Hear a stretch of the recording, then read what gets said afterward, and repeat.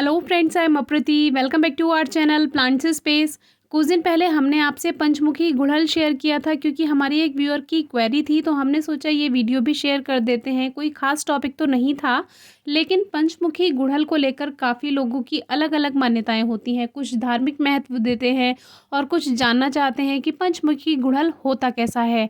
तो वो तो हम शेयर कर चुके हैं, आज हम आपको कुछ और दिखाएंगे। सबसे पहले ये जो फूल है, इसमें देखिए पंखुड़ियाँ कम है और इसके बीच से जो वो स्पाइक आती है एक छोटी सी, जिसके बारे में ही हम बात कर रहे हैं, तो वो इसमें से पूरी एक मोटी सी स्पाइक आई हुई है। दूसरे फूल में भी आप देख सकते हैं, क्योंकि इसमें पंखुड़ियाँ कम हैं इसीलिए ये सही से दिखाई दे रही है। तो ये पूरी एक ही होती है, लेकिन जब ये फूल गुच्छे में खिलता है पूरी तरह से, तब ये जो इसका टहनी है, जो ये स्पाइक जैसी है, इसको कहते हैं पिस्टल। इसी में ही होता है स्टिग्मा, इसी में ही होता है फिलामेंट।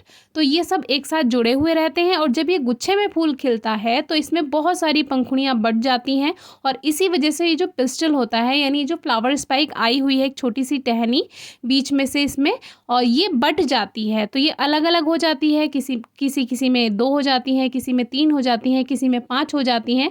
तो वो 5 वाले को पंचमुखी गुड़हल कह देते हैं, लेकिन आज हमें इसमें 7 दिखाई दी।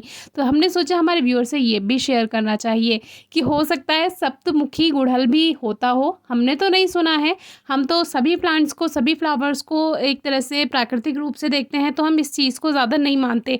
लेकिन हाँ, कभी कभी अपराजिता में जब सिंगल पेटल में डबल फ्लावर खिल जाता है, तब वो देखकर बहुत खुशी हो जाती है, तो वो हम शिव जी को चढ़ा देते हैं।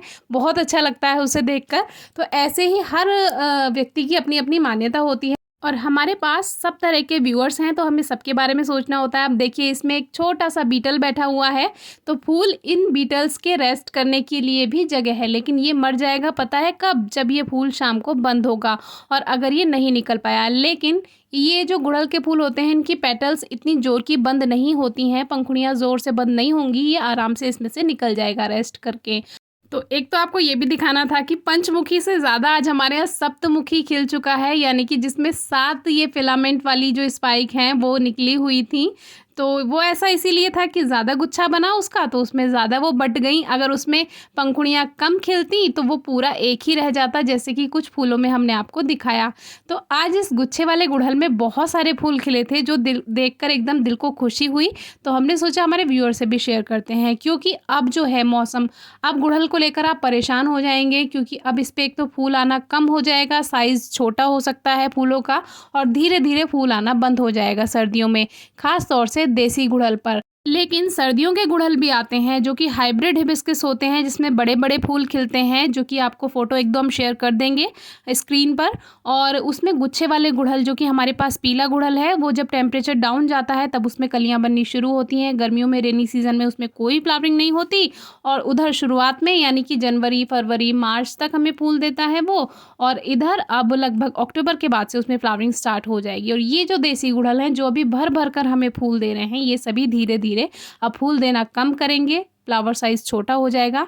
तो अब आपको क्या करना है, जो डोरमेंट सीजन वाले प्लांट्स हैं, बहुत से लोग क्या करते हैं, अभी उसमें खाद भर के छोड़ देते हैं उनको कि सर्दियां हैं, अब ये सर्दियों में पूरा काम चला लेंगे।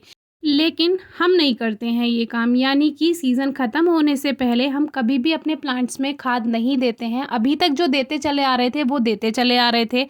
अब हम स्पेशली कोई खाद इन प्लांट्स में नहीं देंगे जो डोरमेंट सीज़न में जाने वाले हैं, और ऐसा हम कई सालों से करते हैं। हमारे प्लांट्स हेल्दी रहते हैं, फ्लावरिंग आप देखते ही हैं। कोई केमिकल फर्टिलाइज़र हम यूज़ नहीं करते हैं, केवल गोबर की खाद ज़्यादातर यूज़ करते हैं, या देसी फॉर्म में हम आपको छिलके का पानी जो बनाना बताते हैं, लिक्विड फॉर्म में बायो एंजाइम की तरह आप बना सकते हैं, वो कभी कभी यूज़ करते हैं, बनाना पील फर्टिलाइज़र वाला। तो अगर आप फर्टिलाइज़र खरीद कर पौधों में डाल रहे हैं तो वेस्ट करने की कोई ज़रूरत नहीं है। अगर हम आपको सजेस्ट करें, जो प्लांट डोरमेंट सीजन में जा रहे हैं, अगर आप चाह रहे हैं तो मिट्टी की गुड़ाई करके 1 या 2 मुट्ठी आप खाद डाल सकते हैं, वर्मी कंपोस्ट या गोबर की खाद।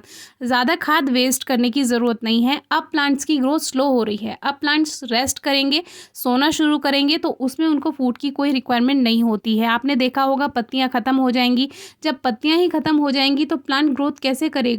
प्लांट ग्रोथ तब करता है, उसको फर्टिलाइज़र की ज़रूरत तब होती है जब उसको खाना बनाना होता है।